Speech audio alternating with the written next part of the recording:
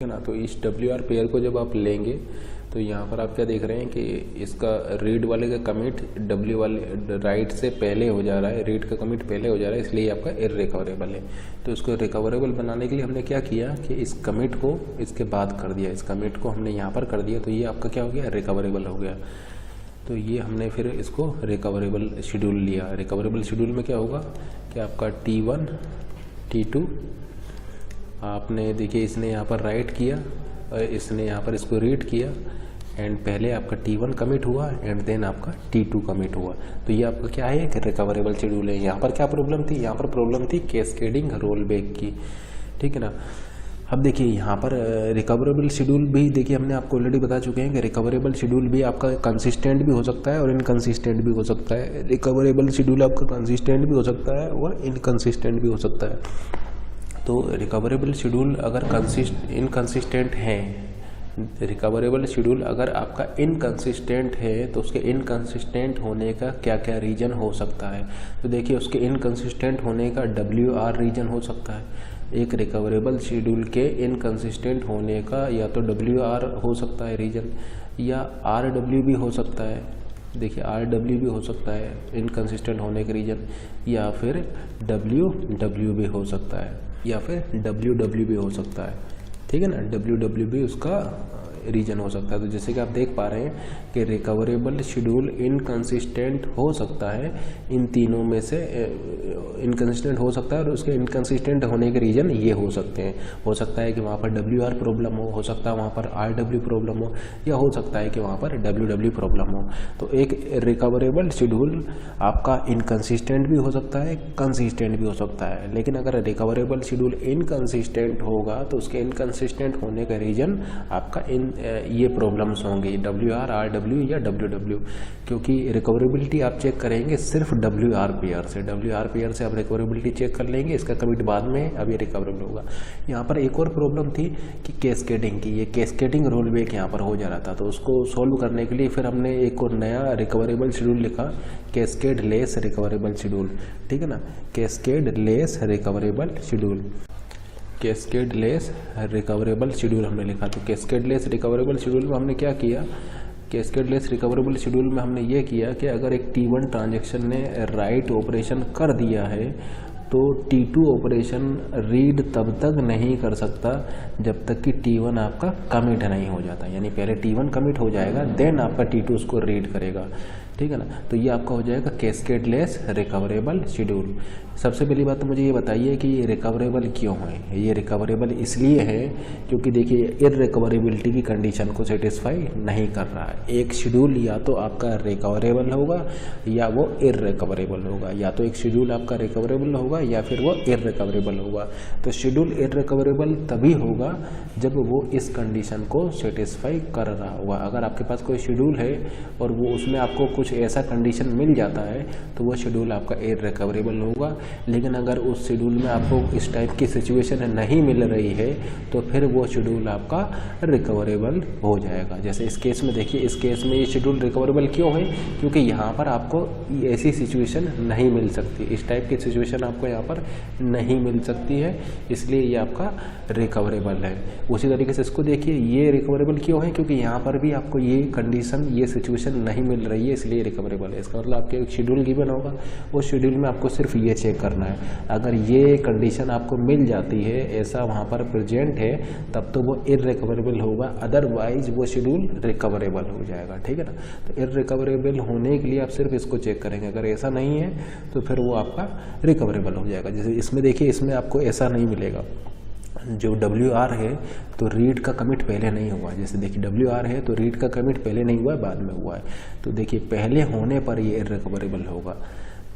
तो ये कंडीशन आपका यहाँ पर प्रेजेंट नहीं है, इसलिए ये क्या हो जाएगा, रिकवरेबल हो जाएगा। उसी तरीके से इसको चेक कीजिए, ये भी क्या है आपका, ये भी रिकवरेबल है, क्योंकि यहाँ पर भी आपका ये वाली कंडीशन ट्रू नहीं है। देखिए WR में रीड का कमिट पहले नहीं हो रहा है, WR में रीड का कमिट पहले नहीं हो रहा है, WR में रीड का कमिट पहले नहीं हो रहा है। यदि ये कंडीशन ट्रू नहीं है, इसका मतलब ये भी आपका रिकवरेबल होगा।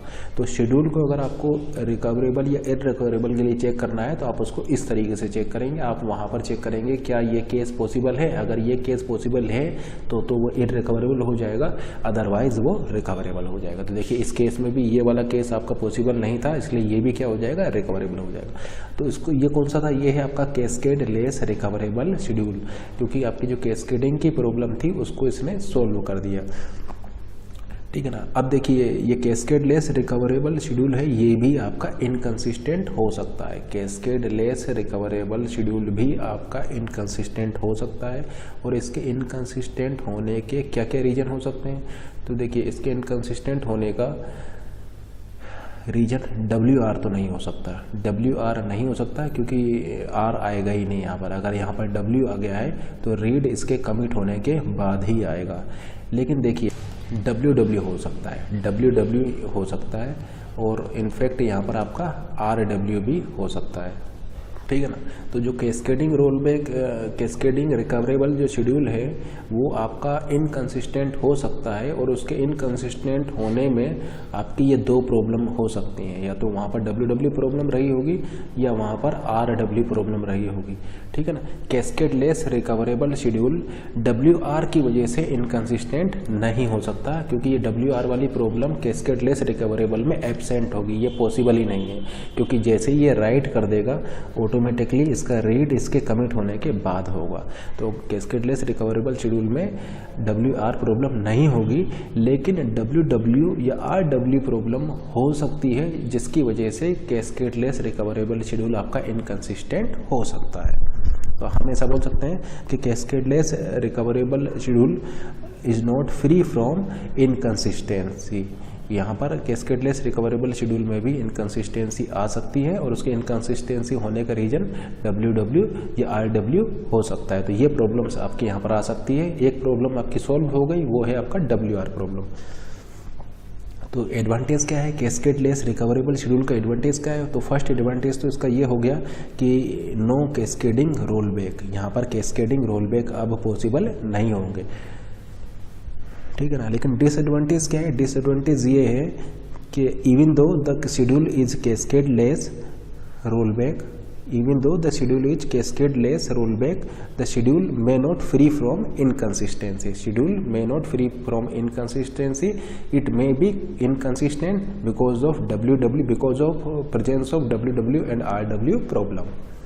तो फिर इसको इम्प्रूवमेंट करने के लिए हम यहाँ पर एक और इम्प्रूवमेंट करने जा रहे हैं, ठीक है ना। इस प्रॉब्लम को और इम्प्रूव करने के लिए हम इसमें एक और इम्प्रूवमेंट करने जा रहे हैं, तो उसको बोलते हैं स्ट्रिक्ट रिकवरेबल शेड्यूल। एक और रिकवरेबल शेड्यूल होता है आपका स्ट्रिक्ट रिकवरेबल शेड्यूल। तो स्ट्रिक्ट रिकवरेबल शेड्यूल क्या होगा आपका, मान लीजिए, तो देखिए स्ट्रिक्ट रिकवरेबल शेड्यूल क्या होगा, तो नेक्स्ट डिस्कस करते हैं स्ट्रिक्ट रिकवरेबल शेड्यूल। तो स्ट्रिक्ट रिकवरेबल शेड्यूल में आपका ये होगा, मान लीजिए T1 है एंड ये मान लीजिए T2 है। तो यहाँ पर आप ऐसा बोलेंगे कि अगर T1 ट्रांजेक्शन ने किसी डेटा आइटम A पर राइट कर दिया है तो T2 ट्रांजेक्शन उसको रीड या फिर राइट तब तक नहीं कर सकता जब तक कि T1 ट्रांजेक्शन कमिट ना हो जाए, ठीक है ना। तो देखिए यहाँ पर रिस्ट्रिक्शन केवल आपने रीड पर लगाया था, अब आपने रिस्ट्रिक्शन रीड एंड राइट दोनों पर लगा दिया है, तो इसको हम बोलेंगे स्ट्रिक्ट रिकवरेबल शेड्यूल। सबसे पहले तो ये चेक कीजिए कि ये रिकवरेबल क्यों है। ये रिकवरेबल इसलिए है क्योंकि यहाँ पर ये कंडीशन नहीं आ रही है। देखिए रीड वाले का कमिट पहले नहीं हो रहा है, WR पेयर में रीड वाले का कमिट पहले नहीं हो रहा है। जैसे कि देख सकते हैं ये कंडीशन चूंकि यहाँ पर एब्सेंट है इसलिए ये आपका रिकवरेबल है। स्ट्रिक्ट क्यों है, क्योंकि इस T1 ने इसको राइट कर दिया है तो T2 ट्रांजेक्शन इसको रीड या राइट तब तक नहीं कर सकता जब तक कि T1 आपका कंप्लीट नहीं हो जाता, ठीक है ना। तो हम ऐसा बोल सकते हैं if one transaction perform write operation then other transaction are not allowed to read और राइट ऑपरेशन अंटिल कमिट। तो इसलिए आपका ये हमने इसको और स्ट्रिक्ट कर दिया, ठीक है ना, कंडीशंस को और ज़्यादा स्ट्रिक्ट कर दिया, तो उसको बोलते हैं स्ट्रिक्ट रिकवरेबल शेड्यूल, ठीक है ना। अगर T1 ने राइट कर दिया है तो T2 उसको रीड नहीं कर सकता है और राइट भी नहीं कर सकता जब तक कि T1 जो है वो कमिट ना हो जाए, या फिर रोल बैक ना हो जाए, ठीक है ना। अगर रोल बैक भी होगा तो कहाँ तक हो सकता है T1 आपका, इस कमिट वाले पॉइंट तक आपका T1 ट्रांजेक्शन रोल बैक हो सकता है। ऐसा बोल सकता हूँ कि स्ट्रिक्ट रिकवरेबल शेड्यूल जो है वो इनकंसिस्टेंट होगा, या मैं ऐसा बोल सकता हूँ कि स्ट्रिक्ट रिकवरेबल शेड्यूल, क्या मैं ऐसा बोल सकता हूँ कि स्ट्रिक्ट रिकवरेबल शेड्यूल आपका कंसिस्टेंट होगा? नहीं, स्ट्रिक्ट रिकवरेबल शेड्यूल भी आपका इनकंसिस्टेंट हो सकता है। स्ट्रिक्ट रिकवरेबल शेड्यूल भी आपका इनकंसिस्टेंट हो सकता है, लेकिन इसके स्ट्रिक्ट रिकवरेबल शेड्यूल के इनकंसिस्टेंट होने की रीजन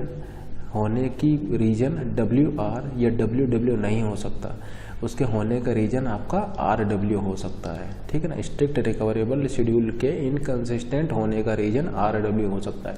अब क्या देख रहे हैं कि यहाँ पर अभी आपका RW वाली प्रॉब्लम बच जा रही है, तो इस प्रॉब्लम की वजह से ये स्ट्रिक्ट रिकवरेबल शेड्यूल जो है वो आपका इनकंसिस्टेंट हो सकता है। स्ट्रिक्ट रिकवरेबल शेड्यूल के इनकंसिस्टेंट होने का रीजन WR या WW नहीं हो सकता, क्योंकि WR या WW पॉसिबल ही नहीं है, क्योंकि W अगर इसने लिख दिया है, इसने राइट कर दिया है, तो इसका R या इसका W इसके कमिट होने के बाद ही हो सकता है, ठीक है ना। लेकिन R रीड ये कर सकता है, रीड यहाँ पर आ सकता है। तो आप ऐसा बोल सकते हैं कि चूंकि R यहाँ पर देखिए हमने कंडीशन क्या लगाया, हमने कंडीशन केवल इतना लगाया है कि अगर किसी ट्रांजैक्शन ने राइट कर दिया है तो दूसरा ट्रांजैक्शन उस सेम डेटा आइटम पर रीड या राइट तब तक नहीं कर सकता जब तक कि वो कमिट ना हो जाए, ठीक है ना। लेकिन दूसरे ट्रांजैक्शन के पहले के रीड होने पर हमने कोई कंडीशन नहीं लगाया। ऐसा हो सकता है कि वो पहले से कोई रीड कर चुका हो, क्योंकि कंडीशन हम लगा रहे हैं इसके राइट होने के बाद, ठीक है ना। अगर एक ट्रांजैक्शन ने डेटा आइटम A को राइट कर दिया है तो दूसरा ट्रांजैक्शन उस सेम डेटा आइटम A को रीड या राइट नहीं कर सकता जब तक कि वो कमिट ना हो जाए। यानी W के बाद हमने कंडीशन लगाया, लेकिन W से पहले ऐसा हो सकता है कि वो रीड कर लिया हो। इसका मतलब यहाँ पर RW प्रॉब्लम अभी भी प्रेजेंट है। इसका मतलब हम ऐसा बोल सकते हैं कि स्ट्रिक्ट रिकवरेबल जो शेड्यूल है वो आपका इनकंसिस्टेंट हो सकता है, और इनकंसिस्टेंट होने का रीजन उसका RW प्रॉब्लम होगी। अब देखिए यहाँ पर R तो आ सकता है लेकिन W नहीं आ सकता है। W क्यों नहीं आ सकता है? W इसलिए नहीं आ सकता है कि अगर आप यहाँ पर W लिख दिए तो स्ट्रिक्ट कंडीशन क्या है कि अगर W आ गया है तो दूसरा ट्रांजैक्शन W नहीं कर सकता जब तक कि ये कमिट या रोल बैक ना हो जाए। यानी ये W आप तब करेंगे जब इसका कमिट होने के बाद आप इसको W करेंगे, ठीक है ना, क्योंकि रीड और राइट दोनों पर कंडीशन आपने लगाया हुआ है। इसका मतलब यहाँ पर आपका W नहीं आ सकता। अगर यहाँ पर W होगा तो फिर ट्रांजैक्शन T1 का W इस T2 के कमिट होने के बाद ही आएगा, ठीक है ना। अगर T2 में W पहले से अगर है तो T1 का W T2 के कमिट होने के बाद ही यहाँ पर आ सकता है, तभी ये स्ट्रिक्ट रिकवरेबल की कंडीशन को सेटिस्फाई कर पाएगा। इसलिए यहाँ पर WW प्रॉब्लम पॉसिबल ही नहीं है। केवल एक प्रॉब्लम हो सकती थी, वो है आपका RW। इसका मतलब आप यहाँ पर ऐसा बोल सकते हैं कि ये मान लीजिए आपके शेड्यूल हैं, ये आपके इररिकवरेबल शेड्यूल है और ये आपके रिकवरेबल शेड्यूल है। ये इररिकवरेबल शेड्यूल है, ये रिकवरेबल शेड्यूल है। रिकवरेबल में भी कुछ शेड्यूल ऐसे होंगे जो कैस्केड लेस रिकवरेबल होंगे, ठीक है ना, कैस्केड लेस रिकवरेबल होंगे। तो ये मान लीजिए आपके सभी इररिकवरेबल शेड्यूल हैं और ये आपके सभी रिकवरेबल शेड्यूल हैं। उन सभी रिकवरेबल शेड्यूल में से कुछ ही ऐसे शेड्यूल होंगे, कुछ ही ऐसे रिकवरेबल शेड्यूल होंगे जो कि कैस्केड लेस भी होंगे, क्योंकि कैस्केड लेस की कंडीशन हम आपको बता चुके हैं। तो कैस्केड लेस की कंडीशन को अगर वो सेटिस्फाई कर रहे होंगे तो वो कैस्केड लेस रिकवरेबल होंगे।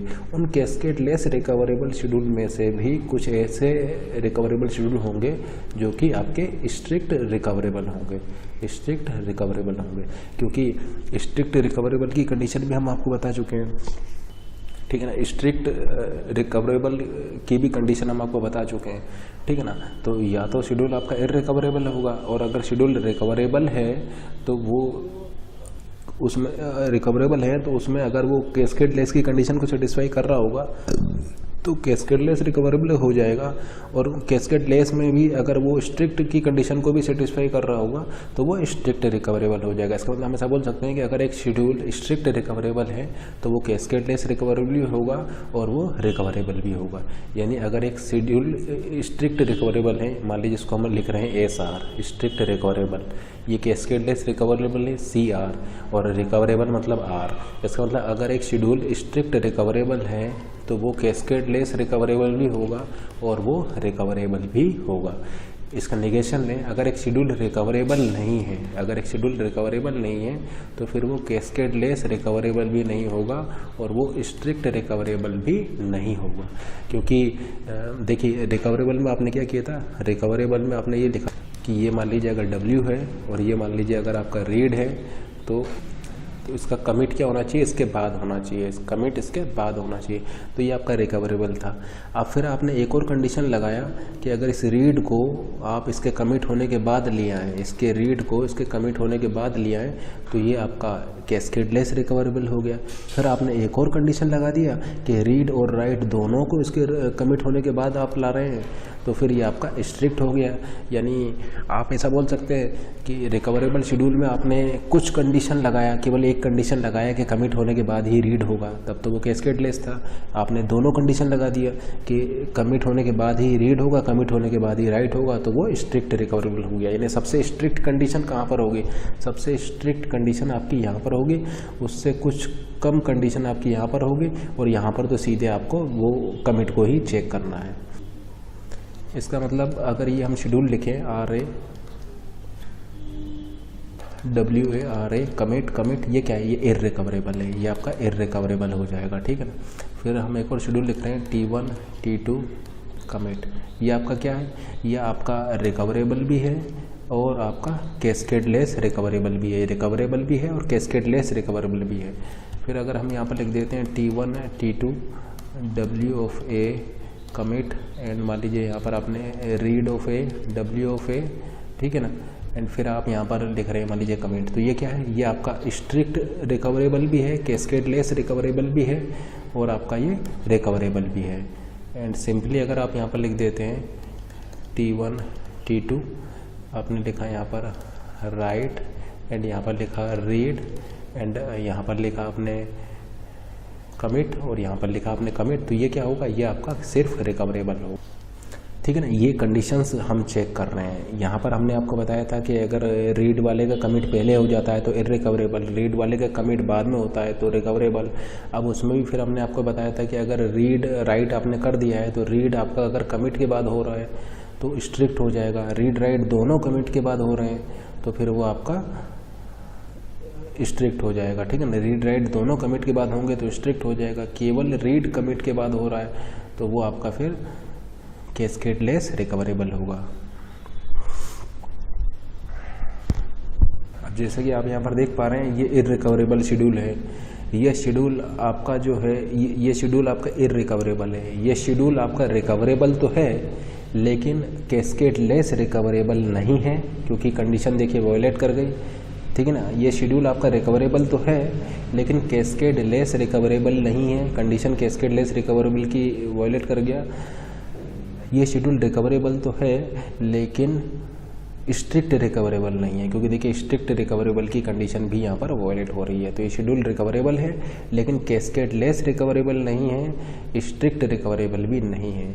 ये शेड्यूल आपका देखिए रिकवरेबल है, कैस्केडलेस रिकवरेबल भी है, ठीक है ना, और ये आपका स्ट्रिक्ट रिकवरेबल भी है। लेकिन मान लीजिए कि अगर मैं यहाँ पर लिख देता हूँ W ऑफ A, अब ये जो शेड्यूल है ये रिकवरेबल है, ये जो शेड्यूल है ये रिकवरेबल है, कैस्केडलेस रिकवरेबल भी है लेकिन स्ट्रिक्ट रिकवरेबल नहीं है। और ये जो शेड्यूल जो आप देख रहे हैं ये रिकवरेबल भी है, स्ट्रिक्ट रिकवरेबल भी है और कैस्केडलेस रिकवरेबल भी है। तो जैसा कि हमने यहाँ पर आपको बताया था कि ऐसा हो सकता है कि एक शेड्यूल स्ट्रिक्ट रिकवरेबल हो तो वो कैस्केडलेस भी हो जाएगा और रिकवरेबल भी हो जाएगा। अगर एक शेड्यूल रिकवरेबल नहीं है तो वो कैस्केडलेस रिकवरेबल भी नहीं होगा, वो स्ट्रिक्ट रिकवरेबल भी नहीं होगा। ऐसा हो सकता है कि एक शेड्यूल आपका कैस्केडलेस रिकवरेबल हो, अगर एक शेड्यूल कैस्केडलेस रिकवरेबल है लेकिन स्ट्रिक्ट रिकवरेबल नहीं है अब चूंकि वो शेड्यूल कैस्केडलेस रिकवरेबल है तो वो आपका रिकवरेबल भी होगा। या मान लीजिए कि एक शेड्यूल है जो कि आपका कैस्केड रिकवरेबल नहीं है। अगर एक शेड्यूल है जो कि कैस्केड रिकवरेबल आपका नहीं है, अब चूंकि वो कैस्केड रिकवरेबल नहीं है तो वो आपका स्ट्रिक्ट रिकवरेबल भी नहीं होगा, लेकिन वो रिकवरेबल हो भी सकता है और रिकवरेबल नहीं भी हो सकता है। ठीक है ना। तो इनको आप इस तरीके से यूज़ कर सकते हैं कि अगर एक स्ट्रिक्ट रिकवरेबल है तो कैस्केड रिकवरेबल भी होगा, अगर एक शेड्यूल कैस्केड रिकवरेबल है तो रिकवरेबल भी होगा। ठीक है ना। या नेगेशन में भी आप इसको यूज़ कर सकते हैं, अगर एक शेड्यूल कैस्केड रिकवरेबल नहीं है तो वो शेड्यूल आपका सीरियल रिकवरेबल भी नहीं होगा, लेकिन वो रिकवरेबल हो भी सकता है और रिकवरेबल नहीं भी हो सकता है। मान लीजिए वो शेड्यूल आपका रिकवरेबल है लेकिन कैस्केडलेस नहीं है। अब कैस्केडलेस नहीं है तो स्ट्रिक्ट भी नहीं होगा। या मान लीजिए कि वो शेड्यूल जो है वो रिकवरेबल ही नहीं है तो कैस्केडलेस भी नहीं होगा और स्ट्रिक्ट भी नहीं होगा। क्योंकि यहाँ पर हम इसलिए ऐसा बोल सकते हैं कि रिकवरेबिलिटी के लिए आपका बहुत स्मॉल कंडीशन आपने लगाया है, केवल एक कंडीशन ये लगाया है कि रीड वाले का जो कमिट है वो बाद में होना चाहिए। कैस्केडलेस में आपने एक और कंडीशन लगा दिया कि अगर कोई राइट कर दिया है तो उसके कमिट होने तक आप रीड नहीं कर सकते।